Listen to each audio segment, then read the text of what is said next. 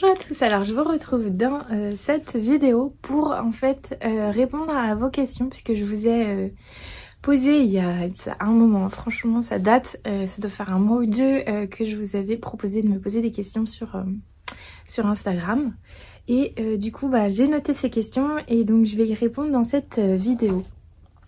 Alors la première question c'est comment t'organises-tu au quotidien avec les enfants et le boulot? C'est une question qu'on m'a beaucoup posée depuis le début de cette chaîne et voilà. C'est vrai que j'ai pas mal de travail entre les enfants et mon travail de créatrice. La vie personnelle et professionnelle n'est pas évidente à gérer tous les jours. Alors ça s'est pas fait d'un coup en fait, cette gestion là elle s'est fait progressivement. Donc moi il faut savoir que j'ai 4 enfants, donc de 5, 4, 3 et 2 ans. Du coup ils sont nés en fait très rapprochés et donc j'ai dû arrêter mon travail en fait, donc je faisais une thèse de biologie que j'ai dû arrêter, mais c'était un mal pour un bien puisque finalement après je me suis tournée vers la couture. Je vais pas vous réexpliquer un petit peu tout mon parcours, vous pouvez le retrouver dans une de mes vidéos. Sinon après si ça vous intéresse vous pouvez me poser des questions là-dessus, je peux faire une vidéo spéciale sur mon parcours professionnel. Donc la couture s'est imposée petit à petit, donc j'ai ouvert ma boutique en ligne sur Etsy et maintenant j'ai mon propre site en ligne, donc que vous pouvez retrouver d'ailleurs en barre d'infos si ça vous intéresse d'aller faire un tour. Donc tout ça pour dire que du coup je me suis retrouvée donc avec les 4. Donc au début ils n'allaient pas à l'école. Là maintenant à l'heure d'aujourd'hui c'est beaucoup mieux puisque... Enfin c'est beaucoup mieux. C'est plus facile dirons-nous puisqu'ils vont tous... 3 vont à l'école. Et du coup j'ai encore ma petite dernière qui ira à l'école en septembre. Après j'ai mon fils Louis qui a des soucis de santé puisqu'il a un retard psychomoteur qui fait que il a des rendez-vous médicaux, il a besoin d'une AESH à l'école, donc c'est vrai que ça prend du temps, ça prend du temps aussi. Et donc il a fallu jongler entre ça et ma boutique en ligne puisque donc il y a 1 an ou 2 donc je me suis retrouvée avec beaucoup de commandes donc sur la plateforme Etsy. Et j'avais beaucoup de mal en fait à jongler entre les deux, donc il m'arrivait de travailler jusqu'à minuit, très tard le soir. Je travaillais également les week-ends, les mercredis, donc ça prenait vraiment beaucoup d'ampleur. Et du coup c'est aussi pour ça que j'ai créé mon site internet, pour pouvoir lisser un petit peu les commandes et avoir un flux plus régulier et plus modéré de commandes, que je puisse prendre le temps sur chaque commande. Et donc suite à ça, donc ça m'a vraiment permis, j'ai une baisse dans les commandes, mais du coup ça m'a permis en fait de reprendre du temps pour moi, de rééquilibrer un petit peu ma vie et donc en ce moment j'ai plutôt un bon équilibre puisque je ne travaille pas le week-end. Le mercredi, je travaille un petit peu en fait en fonction des enfants. Quand je vois qu'ils s'occupent tout seuls, je travaille. Et puis sinon, je m'arrête de travailler et je les emmène en balade, etc. Donc voilà comment je m'organise. Après, en fait, je travaille à domicile. Donc j'ai une pièce chez moi, donc un grand atelier. Donc je vous ai d'ailleurs fait une vidéo pour vous présenter un petit peu le tour de mon atelier. Que vous pouvez retrouver sur la chaîne. Et donc d'ailleurs c'est ici que je filme, hein, vous pouvez voir. Ça me permet en fait d'être là et de pouvoir entendre si les enfants ont besoin de quelque chose. Voilà, et ma fille, celle que je garde du coup tous les jours quand les autres sont à l'école, elle vient régulièrement dans l'atelier, etc. Donc ça j'avoue que c'est très agréable. Mais il y a aussi le fait que du coup je ne sors pas beaucoup de la maison, je ne sors pas de la maison pour aller travailler. Donc voilà, donc du coup la gestion du quotidien c'est beaucoup d'adaptation puisqu'il faut constamment réussir à jongler entre sa vie personnelle et professionnelle. Il faut savoir du coup se fixer des horaires et il faut Et il faut être capable en fait de lâcher ses tâches rapidement pour s'occuper des enfants. Ce qui est pas évident puisque quand vous commencez quelque chose, bah, vous avez envie de finir. Sauf que bah, du coup, avec les enfants, c'est pas généralement le cas. Hein. Il faut abandonner sa tâche et revenir ensuite. Donc voilà, ça demande beaucoup d'adaptabilité et de l'organisation, mais ça se fait très bien. Et moi, voilà, ça doit faire 6 mois, je dirais, que j'ai trouvé un très bon équilibre maintenant, que je me sens bien du coup dans cette organisation. Alors ensuite, on va passer à la prochaine question qui est: comment as-tu réussi cette superbe progression en course à pied? Bravo. Bah, merci beaucoup déjà, c'est très gentil. Alors en course à pied, il faut savoir que j'ai toujours, enfin non, je n'ai pas toujours fait. J'en fais depuis très longtemps, depuis 7-8 ans, enfin très longtemps. Tout est relatif, hein. Donc j'ai commencé, me semble, juste avant la naissance de ma fille aînée. Et du coup, ça fait maintenant quelques années que je pratique, sachant que j'ai eu 4 grossesses entre les différentes périodes où je pratiquais la course à pied. Donc du coup, j'ai eu des périodes où je courais pas du tout, puisqu'après les accouchements, c'est pareil, il faut attendre un petit peu avant de reprendre. Donc ça s'est fait petit à petit et bah, c'est vrai que là du coup ça fait 2 ans, j'ai eu mon dernier accouchement et j'ai eu le temps de reprendre petit à petit. Il faut du temps en fait pour retrouver un rythme, retrouver un rythme aussi au niveau respiration, au niveau cardiaque, etc. Puisque quand vous reprenez, généralement vous avez beaucoup de... Vous avez... comment ? Beaucoup d'essoufflement, pardon. Vous avez, moi j'ai toujours recommencé en faisant 2-3 km pour ensuite augmenter d'1 kilomètre par 2 semaines, enfin toutes les semaines ou toutes les 2 semaines, ça dépend. Donc il faut vraiment s'écouter. Et moi je sais que c'est vraiment l'activité qui me permet de me défouler, qui me fait beaucoup de bien. Puisque je sors de la maison et j'ai que moi à gérer. Et du coup, ça fait beaucoup de bien en fait d'être de tout un peu seule. Et mon mari m'a offert du coup à mon anniversaire l'année dernière un casque à induction osseuse, donc qui se positionne sur le devant de l'oreille et pas à l'intérieur de l'oreille. Et donc qui permet en fait d'entendre les bruits extérieurs tout en écoutant en fait la musique ou les podcasts. Et depuis que j'ai ça, ça m'a encore plus motivée à courir parce que je trouve ça vraiment génial. C'est vrai que les dernières séances avant d'avoir ce casque, je m'ennuie un petit peu. Et là, ça permet vraiment d'écouter les podcasts. Souvent, j'écoute 2 podcasts par course à pied. Et du coup, je suis plongée dedans, mais en même temps, j'entends les bruits extérieurs. Donc si une voiture arrive, je peux me ranger un peu sur le côté.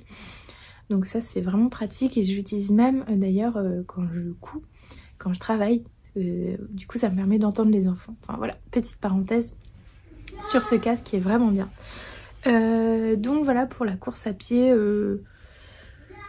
Je pense qu'il faut vraiment s'écouter. Moi je sais que dès que j'avais une douleur, dès que j'étais un peu fatiguée, fatiguée physiquement par la course, j'attendais avant de recommencer. Et sinon, donc l'ostéopathe m'a beaucoup aidée aussi parce que j'ai régulièrement des douleurs au niveau dorsal. Et j'ai eu d'ailleurs des douleurs au niveau du pied, des genoux. Et en fait, ces séances chez l'ostéopathe m'ont permis de comprendre que tout venait d'en haut du corps parce que je suis très crispée du haut du corps. Et du coup, ça descend petit à petit. Donc voilà, c'est bien de faire un bilan chez l'ostéopathe, je trouve, quand vous faites de la course à pied régulièrement. Parce qu'en fait, la course à pied, ça va accentuer certaines douleurs et certaines mauvaises positions, et donc ça peut occasionner de plus en plus de douleurs. Donc voilà pour mes conseils. Sinon voilà, je suis pas une pro de la course à pied, mais en tout cas j'adore ça et ça me fait vraiment beaucoup de bien. Et si vous voulez commencer en course à pied, franchement foncez. Enfin, au début c'est vrai que c'est difficile, mais franchement c'est vraiment très chouette comme sport. Alors ensuite, 3e question, voulez-vous d'autres enfants? Alors, donc moi mon rêve à la base, donc c'était d'avoir 4 enfants. Et du coup, À 3 enfants, on s'est quand même posé des questions puisque notre petit Louis, il avait quand même des soucis de santé et c'était compliqué à gérer. Et en fait, on a ressenti tous les deux que... donc voilà, donc du coup, désolée pour cette petite interruption. Donc je vous disais par rapport aux enfants. Donc oui, à 3 enfants, c'est vrai qu'on s'est posé des questions et finalement on a ressenti tous les deux l'envie d'avoir un 4e enfant. Et voilà, on est très heureux comme ça. Par contre, on ne se voit pas avoir plus d'enfants. Voilà. 4 enfants, c'est déjà vraiment beaucoup. Enfin, d'autant qu'ils sont rapprochés en fait. C'est surtout ça qui fait la difficulté de la chose, puisque vous avez les besoins qui sont multipliés par 4 et à cet âge-là, il y a beaucoup de besoins. Donc voilà, même si les filles sont... Nos 2 plus grandes filles sont quand même relativement autonomes. Voilà, il y a quand même des besoins qui s'ajoutent et donc à cet âge-là, ils jouent quand même pas mal ensemble. Mais ça crie beaucoup, ça se dispute aussi. Donc voilà, il faut arriver à gérer tout ça tout en gardant des temps individuels pour chaque enfant aussi. Donc voilà, ça fait beaucoup de choses. Et on se voit clairement pas avoir d'autres enfants. Même dans le futur, on se trouve bien comme ça. Et donc non, je ne veux pas d'autres enfants.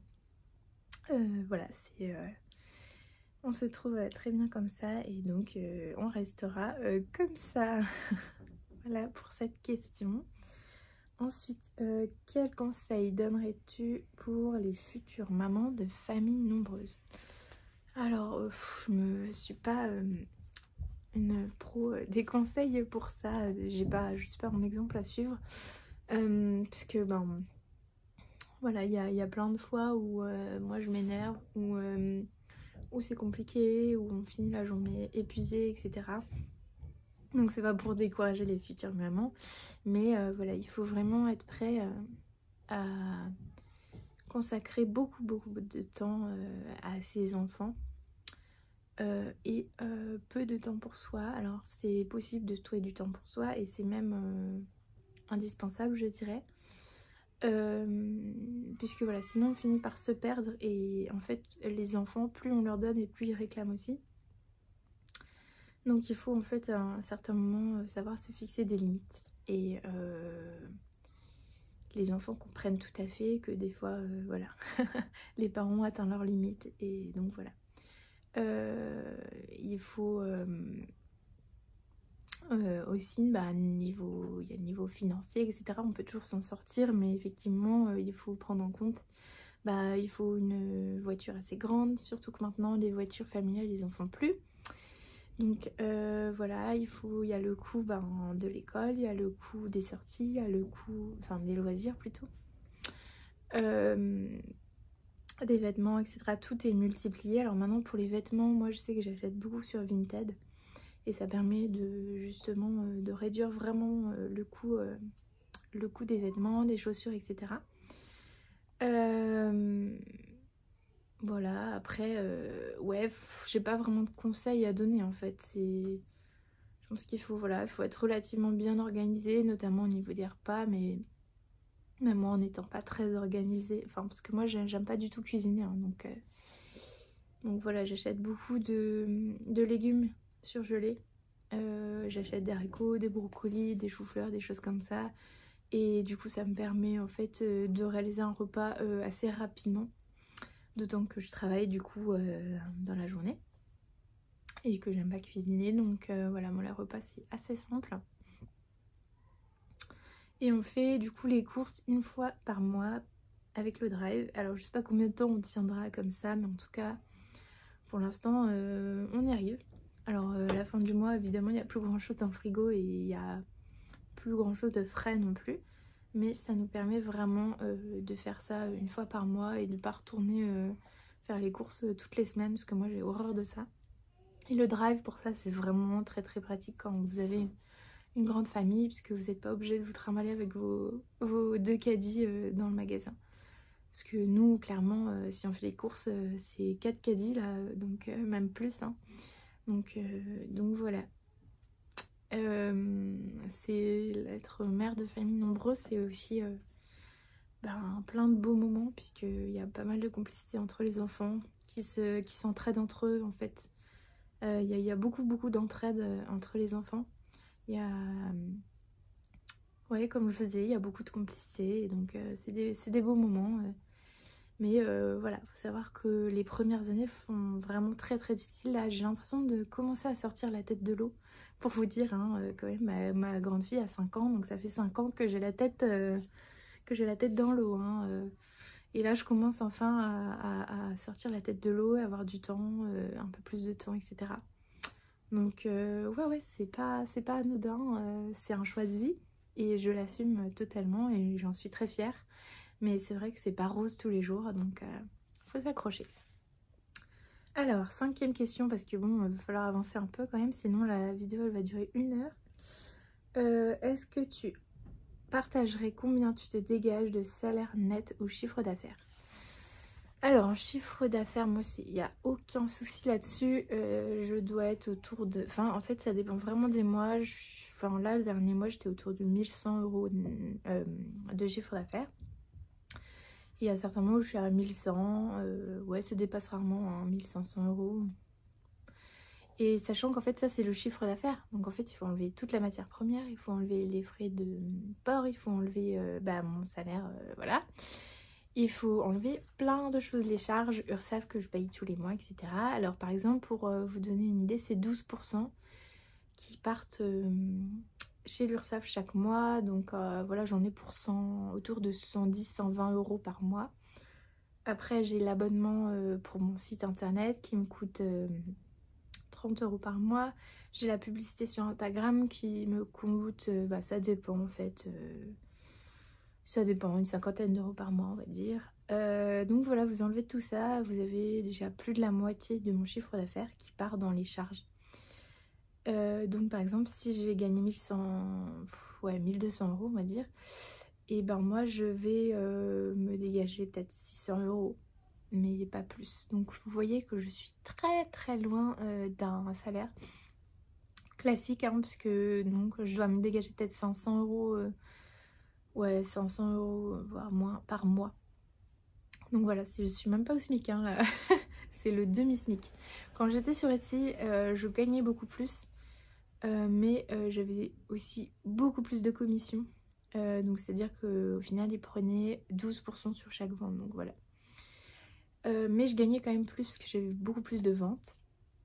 Mais voilà, comme je vous disais, au niveau de mon équilibre personnel, c'était compliqué à gérer. Donc voilà, là je préfère gagner un peu moins d'argent mais être plus sereine et prendre plus de temps sur mes commandes, avoir le temps aussi de créer. Parce que pour moi c'est très important, c'est une facette de mon métier. C'est même la facette du métier pour lesquelles je fais ça, c'est la créativité, c'est pouvoir réaliser plein de choses différentes. Donc voilà, au niveau du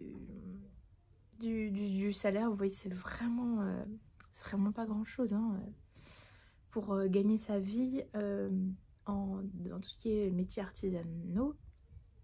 Voilà, c'est très compliqué.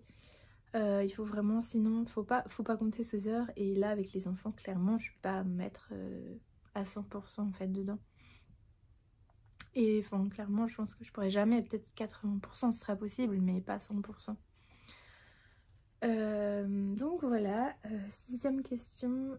Quel conseil donnerais-tu à une débutante en couture? Quoi faire et qui se démotive? Alors, c'était normal au début donc de se démotiver et d'avoir du mal en couture puisque c'est comme toute chose, ça n'est pas acquis, il faut vraiment prendre son temps et moi c'était aussi le cas au début quand j'ai commencé, j'ai fait plein d'erreurs, j'en fais toujours beaucoup et c'est comme ça que j'apprends en fait, hein, c'est en faisant des erreurs, en testant des choses. Je teste toujours beaucoup de choses, même vous voyez au niveau de mon matériel que j'utilise, des tissus, etc. C'est pour ça que je fais plein de réalisations différentes. J'aime tester plein de choses et en fait retirer le meilleur de chaque chose. Au niveau de la mercerie par exemple, de la bouclerie pour les sacs, et ben voilà, j'ai testé plein d'anneaux différents et j'ai retiré le meilleur, celui qui était qui me représentait le meilleur rapport qualité-prix. et voilà, qui était solide dans le temps, etc. Les tissus c'est pareil. Donc voilà, et au niveau de la couture en elle-même, quand on débute la couture, c'est pas évident puisque bah, souvent on a tendance en fait, par exemple quand on coud, à tirer le tissu, à vouloir le pousser, etc. sous le pied. Sauf que la machine elle entraîne le tissu tout seul, il n'y a pas besoin de pousser, de tirer, etc. Donc il faut déjà en fait arriver à bien guider son tissu sans pousser ni tirer. Il faut réussir à faire des points droits et ensuite s'exercer à faire des points, des courbes. Et surtout il faut se lancer dans des projets qui nous font plaisir mais qui sont pas trop compliqués. Sinon c'est vrai que c'est très facile de se décourager. Donc moi pour commencer je faisais des petites formes en fait que je rembourrais et j'avais en fait pour projet de faire un mobile pour ma fille. Et donc en fait le fait de faire ces petites formes, j'avais fait des étoiles, j'avais fait des oiseaux, des papillons. En fait ça m'a vraiment permis d'apprendre à coudre droit, de coudre des angles, de coudre des arrondis, etc. Donc c'est vraiment une bonne école pour ça. Et ensuite je me suis lancée dans les vêtements. Et donc si c'est quelque chose dont vous avez envie, je vous conseille les blouses.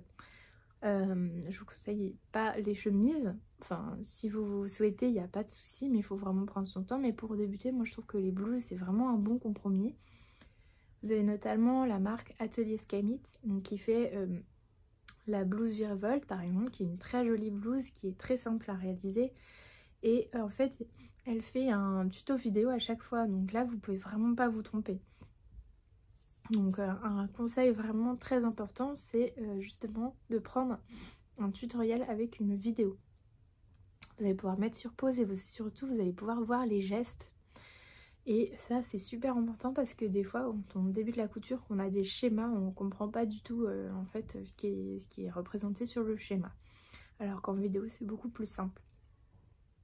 Donc voilà pour les petits conseils pour débuter la couture. Alors, 7e question, as-tu des frères et sœurs?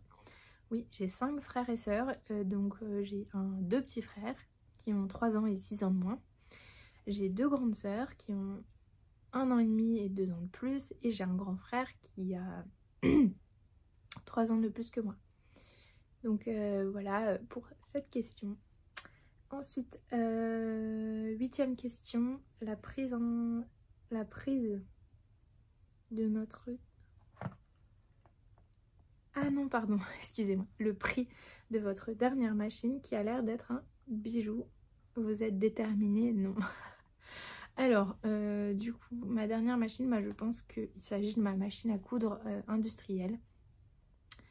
Donc, c'est une machine de chez Stecker, donc qui est la Jack A5E. C'est une machine à coudre qui est livrée avec la table et avec la pédale qui est reliée en fait à la machine et qui permet de couper le fil en même temps et de lever le pied de biche. Et ça change complètement la vie. J'ai dit quoi? J'ai dit couper le fil, hein. Je sais plus si je l'ai dit, mais ça c'est vraiment, ça change tout. Et donc c'est une machine qui fait que du point droit. Donc le prix de cette machine, il me semble qu'elle était à 1200... Ah bah là j'ai un gros doute, je vous mettrai le prix, je vais l'afficher ici parce que j'ai un gros doute du coup. Ça va faire bientôt 1 an que je l'ai, j'ai eu quelques petits soucis avec, franchement bon, de désenfilage et le coupe-fil. Mais le coupe-fil ça s'est réglé, mais par contre j'ai toujours des petits soucis de désenfilage du fil que je suis en train de régler avec Stecker du coup. Stecker c'est une entreprise belge qui vend plein de machines pour les particuliers mais aussi et surtout pour les professionnels, et du coup je vous conseille vraiment si vous souhaitez une machine professionnelle, si vous lancez à votre compte, voilà, ils sont vraiment bien. Vous pouvez leur téléphoner et leur poser toutes les questions que vous posez, et ils sauront vraiment vous conseiller sur le choix de la machine par rapport à ce que vous faites. Donc moi j'ai voilà. Et même après le service client, ils sont vraiment bien parce que moi du coup, comme je vous disais, j'ai plein de soucis avec cette machine. Et en fait, je suis toujours en contact avec eux, ils répondent assez rapidement. Voilà, on a des entretiens téléphoniques, etc. Là, ils m'ont renvoyé du coup une plaque à aiguille parce que voilà, je me suis dit c'était peut-être parce que moi, ma plaque à aiguille est donc assez légèrement abîmée. Et du coup je m'étais dit que c'était peut-être ça qui pouvait expliquer le désenfilage, enfin bref. Donc du coup ils m'en ont renvoyé une que je vais recevoir bientôt. Donc voilà, je leur fais vraiment confiance. Au niveau de l'expertise, ils sont vraiment, vraiment bons.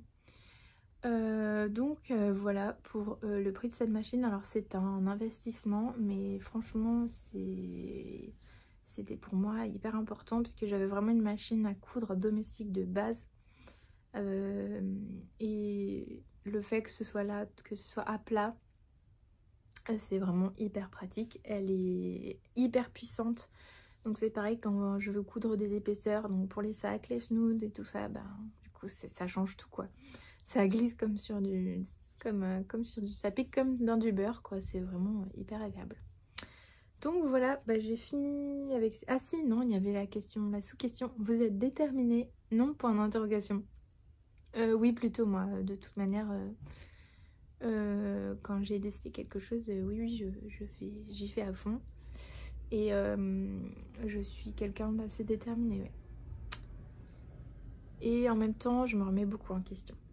Mais quand j'ai décidé de faire quelque chose, voilà, je me donne les moyens pour, parce que bah, je me dis toujours qu'on n'a qu'une vie. Et que si, voilà, s'il y a des choses que vous avez envie de faire, bah, c'est maintenant ou jamais, quoi. Parce qu'après, les années passent et voilà. Donc moi, je ne vais pas attendre que mes enfants grandissent avant de me consacrer à construire quelque chose. Puisque moi, bah, la vie de... Enfin, être maman, ça m'apporte beaucoup, mais j'ai besoin aussi de construire autre chose, en fait, dans ma vie. Parce que bah, les enfants, c'est pas non plus... Enfin, après, ils partent de la maison hein, quand ils sont plus grands, et bah, après, on se retrouve tout seul, et on n'a pas forcément construit de choses à côté, et moi c'est important pour moi d'avoir quelque chose à côté. Voilà, plus tard, quand ils sont plus grands et quoi, j'aurai toujours cette activité, j'ai toujours plein de projets en fait annexes, autres que ceux qui concernent les enfants. Et bah pour moi c'est important, ça n'est pas pour tout le monde, mais c'est pour ça que voilà, j'ai à cœur voilà, de réaliser mes projets et mes rêves, voilà, dès que je peux. Donc voilà, j'espère que cette vidéo vous aura plu. Et puis bah, on se retrouvera pour une prochaine vidéo où je vais montrer mes créations de couture. Voilà!